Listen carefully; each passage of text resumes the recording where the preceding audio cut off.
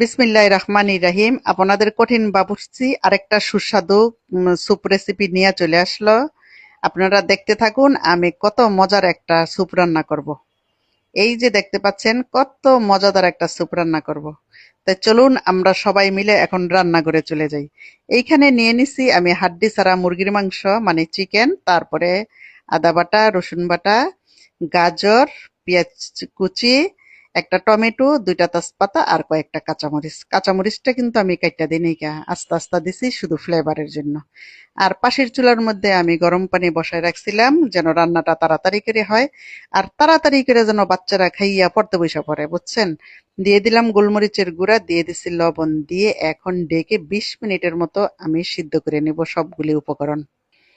এখন আমি 20 মিনিট পরে ফিরে আইলাম। ফিরে আইয়া এখন আমি নাড়াচাড়া করে দেখব সবগুলি উপকরণ একসাথে ঠিক মতো সিদ্ধ হলো কিনা। এখন দেখুন কি সুন্দর আমার টমেটোগুলি সিদ্ধ হয়ে গেছে। এখন আমি সবগুলি উপকরণ একটা প্লেটের মধ্যে নামিয়ে নিব। নামিয়ে ঠান্ডা কইরা তারপরে কিন্তু চিকেনগুলি কুচি কুচি কইরা ছিঁড়ে ছোট ছোট কইরা নেব। বুঝতেই পারছেন, দেখলেই বুঝবেন। এইখানে আমি নিছি আহ আদা কুচি আর রসুন কুচি। নিয়ে তারপরে আমি এখন দিয়ে দিব বাটার। বাটারটা দিয়ে ভালোভাবে বাদামি কালার কইরা ভাইজা নিব। ভাইজা তারপরে এই যে যেই উপকরণগুলি আছে সেগুলি আমি এইখানে দিয়ে আরো 2-3 মিনিটের মতো ভেজে নেব। আর এইখানে কিন্তু আমি এক্সট্রা ভাবে এইখানে আমি ক্যাপসিকাম কুচি করে নিয়ে মিশিয়ে নিয়েছি এবং সবগুলি একসাথে ভেজে নিয়েছি। আর এইখানে স্যুপের মধ্যে আমি দিয়ে দিব গোলমরিচের গুঁড়া আর পরিমাণ মতন সয়া সস। এই দেখুন, অল্প পরিমাণেই দিচ্ছি, আপনারা আইডিয়া করে দিয়ে নেবেন। আমি আবার আইডিয়া করে রান্না করতে বেশি ভালোবাসি। এখন আমার টমেটো সসটাও শেষ হয়ে গেছিল। এখন যতটুকু আছে এগুলি জেরে জেরে পুচে পুচে সব দিয়ে দিতেছি। দেখতেই পাচ্ছেন শেষ সবকিছুই। এখন দিয়ে দিব 2 ফালি লেবুর রস। লেবুর রসটা যেন 2-3 চামচের মতো হয় সেইভাবে আমি 2 টুকরা করে লেবু দিয়ে দিলাম চিপে চিপে। তো এখন আমি ভালোভাবে নাড়াচাড়া করে দেখলাম লবণের পরিমাণটা একটু কম, তো আরেকটু আমি লবণ দিয়ে দিলাম। আর ওই যে বেজে রাখা সবগুলি উপকরণ সেগুলি আমি এখন এইখানে মিক্স করে নিতেছি। তো ক্যামেরাটা বন্ধ করে দিয়া আমি আবার 2-3 মিনিটের মতন এগুলি সব রান্না বাড়া করে নেব।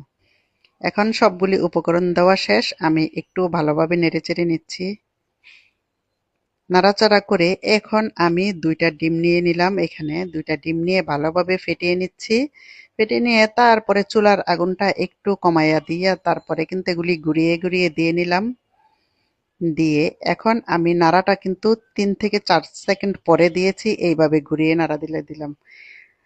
সাথে সাথে নাড়া দিলে কিন্তু ডিমগুলি একদম মিহি হয়ে স্যুপটাকে নষ্ট করে ফেলবে, মানে স্যুপটাকে বেশি ঘন করে ফেলবে।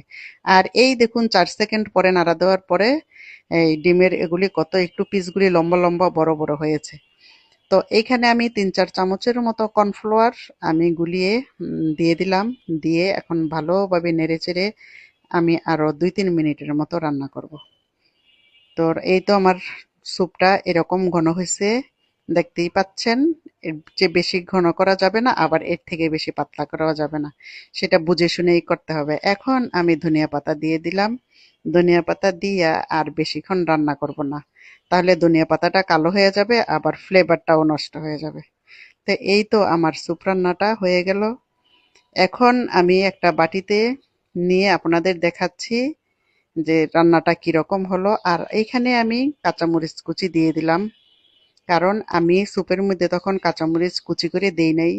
কারণ কেউ ঝাল একটু বেশি খায়, কেউ একটু কম খায়, সেই জন্য আমি আলগাভাবে কাঁচামরিচটা কুচি করে নিয়েছি। তো সবাই ভালো থাকুন, আল্লাহ হাফেজ।